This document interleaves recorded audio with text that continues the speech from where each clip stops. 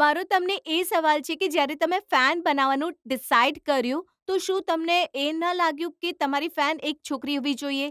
કારણ કે I think તમારા ગ્રેટેસ્ટ ફેન જે છે એ છોકરીઓ જ છે, ખરું ને? વાત નહીં તો હું સાચી છે. નહીં હું બિલકુલ નહીં.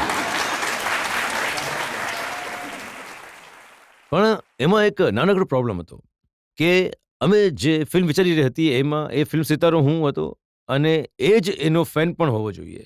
તો મેં કોશિશ કરી, મેં છોકરીઓને સ્કર્ટ વગેરે પહેર્યા, મેં વિગ પણ લગાવી હતી, પણ હું એટલો બધો બેહુતા અને ખરાબ લાગતો હતો કે હું ચુડેલ લાગવા લાગ્યો. તો એટલે મેં બિલકુલ હું એવો કોઈ છોકરી પણ નહીં બની જાઉં તો ઘણું વધારે સારું થઈ જશે. પણ આગળની ફિલ્મ જે અંદર જો ચાન્સ એવો રહ્યો, જો આ ફિલ્મ ચાલી તો એના પાર્ટ 2માં 100% ફેન મારું પણ આવું જ માનવું છે. ફેન તો છોકરીઓ જ હોવી જોઈએ. શું બેકારમાં છોકરાઓ ફરી રહ્યા છે તે આર્યન ખાનના કરીને નેક્સ્ટ ફિલ્મની અંદર અને દરેક ફિલ્મની અંદર છોકરી જ ફેન હશે. એકચ્યુઅલી બધા જ કહે છે આ વાત.